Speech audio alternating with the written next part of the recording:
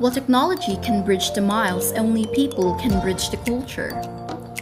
Culture, a term consistently used by at least billions of individuals worldwide, yet such symbolizes everything that envelopes around us. Whereas much as culture can be defined in at least 8,000 meanings, its primary glory mainly seeks to embrace and represent the similar flags that each and every individual bear, no matter what race, religion, and beliefs that they may silently carry within their hearts. Where simply, culture is the definition of every decade that has been, that continues to be rewritten up until this very day, for a reason that it is a timeline, at the same time the living proof that has witnessed as to how we humans were able to evolve and adapt with the ever-changing and fast-paced world that we are currently living within. However, in the 21st century, where modernization is at its peak, both colossal and midget machines powered by technology have been created and is further developed in order to make life easier for the modern-day man. But here is the question for all of us. Is the birth of technology in the 21st century the new definition that defines culture as to what it truly is?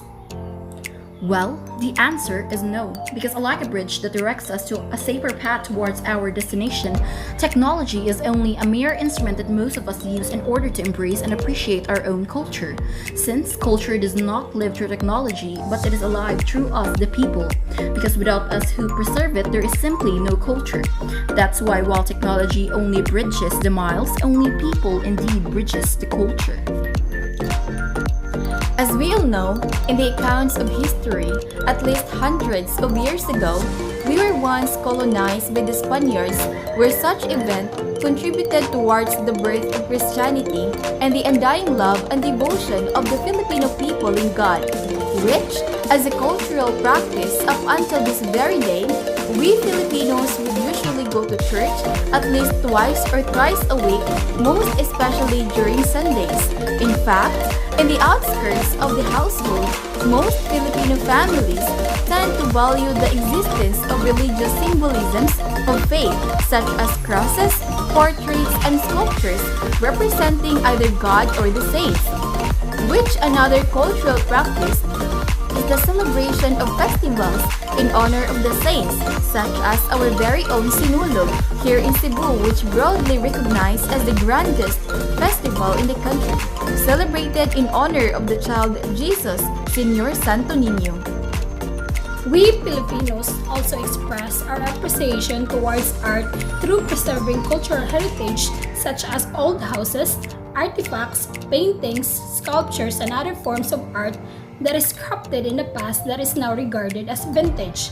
Aside from appreciation, most Filipinos are also very skilled, most especially in combining patterns that is usually applied within the design details within some restored local native houses. In fact, the existence of old vintage furniture such as tables, cabinets, chairs, and others are still used and displayed in some households, since most Filipino families value furniture passed down from their ancestors.